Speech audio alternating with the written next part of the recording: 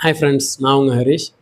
இந்த வீடியோ நீங்கள் பார்த்து முடித்தோன்னே லைஃப்பில் எவ்வளோ பெரிய இன்சிடெண்ட் ரொம்ப மோசமாக நடந்தாலும் சரி ஓகே இதையும் நம்ம பார்த்துக்கலாம் அப்படின்னு சொல்லிட்டு உங்கள் உள்மனசு சொல்லணும். உங்கள் டைம் எவ்வளோ வேல்யூபிள்னு எனக்கு நல்லா தெரியும். அதனால் என்றைக்குமே உங்கள் டைமை நான் வந்து வேஸ்ட் பண்ண மாட்டேன். இந்த வீடியோ நீங்கள் பார்த்து முடித்தோன்னே அட்லீஸ்ட் 1% ஆச்சும் உங்கள் லைஃப் சேஞ்ச் நடக்கும்னு நான் நம்புகிறேன். இந்த வீடியோ நீங்கள் ஃபுல்லாக பாருங்கள். இப்போ பார்த்தீங்கன்னா நம்ம லைஃப்பில் நிறைய இன்சிடெண்ட் நடந்திருக்கும். சில விஷயங்கள் நம்ம நினச்ச மாதிரியே நடந்திருக்காது. எக்ஸாம்பிளுக்கு சொல்லணுன்னா, லவ் ரிஜெக்ஷன், நம்ம லவ்வர் வந்து வேறு ஒருத்தங்க கூட ஓடி போகிறதா இருக்கலாம், எக்ஸாமில் ஃபெயில் ஆகுறது, இன்டர்வியூவில் ஃபெயில் ஆகுறது, உங்களை வேலையை விட்டு தூக்குறது, இந்த மாதிரி எந்த ஒரு விஷயமா இருந்தாலும் சரி, அப்படி ஒன்று நடக்கும்னு நம்ம நினச்சி கூட பார்த்துருக்க மாட்டோம். இப்போ சடனாக அப்படி நடந்தோன்னே என்னடா இப்படி ஆயிடுச்சே, ஏன்டா எனக்கு மட்டும் ஏன் இப்படி ஆகுது அப்படின்னு சொல்லிட்டு ரொம்ப ஃபீல் பண்ணிட்டுருப்போம். இப்போ இந்த சஃபரிங்லேருந்து வெளில வரதுக்கு ஒரே ஒரு சொல்யூஷன் தான் இருக்குது, அக்செப்டன்ஸ். இப்போ எல்லாருமே அக்செப்ட் பண்ணும்பாங்க.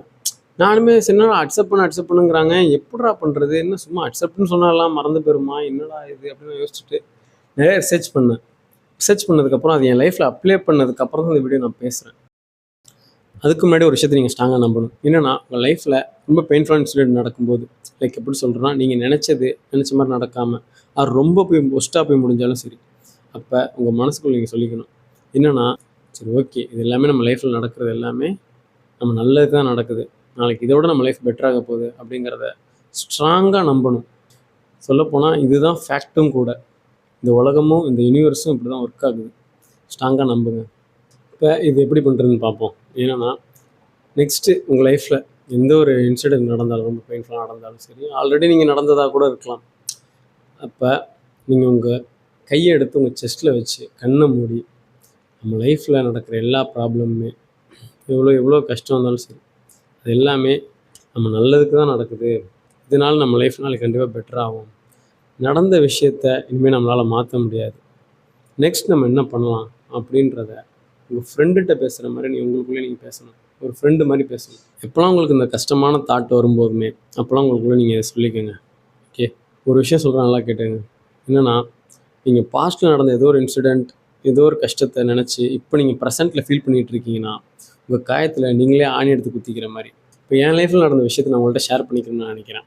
என்னென்னா, நான் வந்து பிபிஏ தான் படித்து முடித்தோன்னே என்னடா பண்ணலாம் அப்படின்னு சொல்லிட்டு ஒரே யோசனை. சரி ஓகே ரொம்ப யோசிக்க வேணாம், நம்ம ஃப்ரெண்ட்ஸ் மாதிரி நம்மளும் எம்பிஏ போடுவோம், போட்டு அதுக்கப்புறம் 2 வருஷம் ஜாலியாக இருந்துட்டு அப்புறம் நம்ம என்ன பண்ணலான்றது யோசிப்போம் அப்படின்னு சொல்லிட்டு ஒரு காலேஜ் போய்ட்டு அட்மிஷன் போட்டேன். சரி போட்டு ஜாலியாக இருந்தேன். சரி ஓகே நம்ம காலேஜ் போகிறோம், 2 வருஷம் என்ஜாய் பண்ணுறோம் அப்படி இப்படின்னு சொல்லிட்டு செம்ம எக்ஸ்பெக்ட் பண்ண ஆரம்பிச்சிட்டேன். பார்த்தா நான் காலேஜ் சேர போகிறதுக்கு 1 வீக் முன்னாடி ஒரு பகீர்னு ஒரு நியூஸ். என்னென்னு பார்த்தீங்கன்னா, நான் பிபிஏ படித்து முடிச்சேன்ல, அதோட லாஸ்ட் செம் ரிசல்ட்டு. நான் முன்னாடியே போய் அட்மிஷனை போட்டேன்.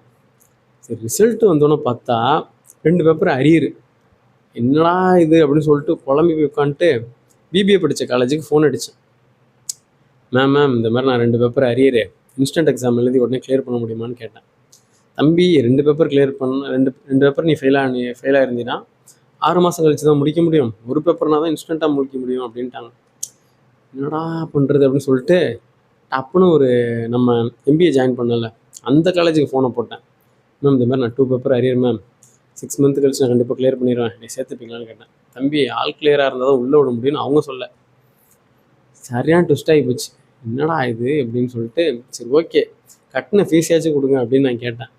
அவங்க 4-5 மாதம் ஆகும் அப்படின்ட்டாங்க, 4 to 5 months ஆகும் அப்படின்ற மாதிரி ஸ்ட்ரிக்டாக சொல்லிட்டாங்க.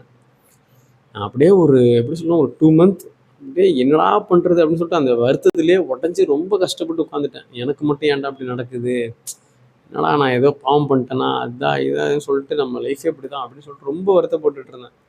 அதில் என்னென்னா என் ஃப்ரெண்ட்ஸ் எல்லாமே எம்பிஏ போயிட்டாங்க. அவங்க ஜாலியாக இருக்கிறத பார்த்துட்டு எனக்கு இன்னும் கஷ்டமாக போச்சு அந்த 2 மாதம் ஃபுல்லாக. சரி ஓகேன்னு சொல்லிட்டு ஒரு நாளுக்கு வந்து யோசித்தேன். சரி நடந்துருச்சு, இனிமேல் நம்மளால் இது எதையுமே மாற்ற முடியாது, அடுத்து என்ன பண்ணலான்றதை பார்ப்போம் அப்படின்னு சொல்லிட்டு நானே களத்தில் இறங்கி சேல்ஸு, மார்க்கெட்டிங்கு, கண்டென்ட் க்ரியேஷன்ட்டு எல்லாமே ட்ரை பண்ணதுக்கப்புறம் நான் நிறைய விஷயம் லேர்ன் பண்ண ஆரம்பிச்சிட்டேன். என் லைஃபே அப்படியே எப்படி சொல்கிறதுன்னா செம்ம பெட்டராகிடுச்சு, செம்ம பியூட்டிஃபுல்லாக மாறினுச்சு.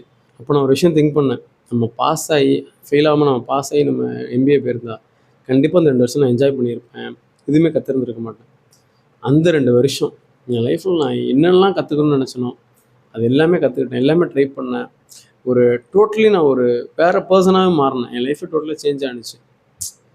புரியுதுங்களா? அதுதான் இந்த யூனிவர்ஸ். நான் நினச்சேன் சரி லைஃப் சேஞ்ச் ஆகும், மாறும், நம்ம ட்ரை பண்ணுவோம் அப்படின்னு சொல்லிட்டு அடுத்து என்னன்றதை அக்செப்ட் பண்ணேன். அக்செப்ட் பண்ணதுனால தான் எனக்கு இந்த வாழ்க்கை. இப்போ உங்கள்கிட்ட என்னால் இந்த வீடியோலாம் பேச முடியுது.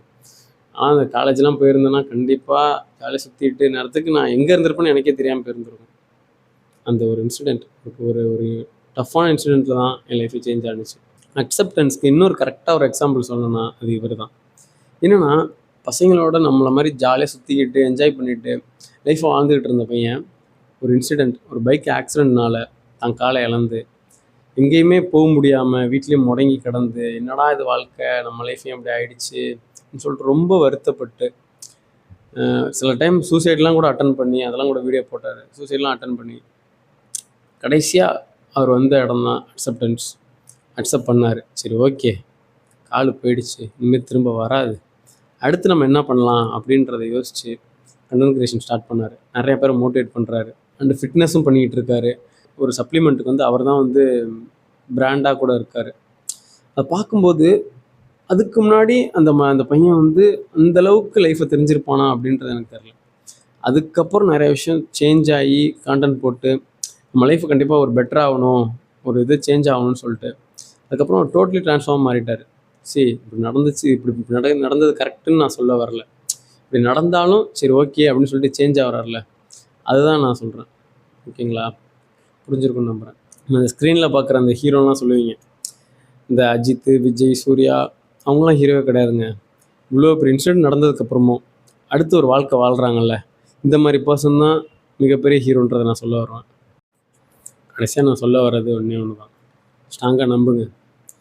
இந்த உங்கள் வாழ்க்கையில் வர எவ்வளோ பிரச்சனை இதுக்கு முன்னாடி நடந்தது போனது வந்தது எல்லாமே நம்ம லைஃப்பை கண்டிப்பாக சேஞ்ச் ஆகிறதுக்கு தான் நடக்குது. நம்ம லைஃப் இன்னும் பெட்டராக போகுது அப்படிங்கிறத 100% நம்புங்க. கண்டிப்பாக அது நடக்கும். அப்படி நம்பினா தான் இந்த யூனிவர்ஸ் உங்களுக்கு கண்டிப்பாக அந்த லைஃப்பை கொடுக்கும். புரியுதுங்களா? அப்படி நடக்கலை அப்படின்னா என் சட்டையை பிடிச்சி கேளுங்க. ஓகேங்களா? நீங்கள் உங்கள் நம்பலை அப்படின்னாலும் நான் சொன்னதை நம்புங்க, என்ன நம்புங்க, கண்டிப்பாக நல்லதே நடக்கும். ஓகேங்களா? பாருங்கள். All the best. Live your better life. Okay, பிடிச்சிருந்தா லைக்கு, கமெண்ட்டு, ஷேரு, உங்களுக்கு பிடிச்சதை பண்ணுங்கள்.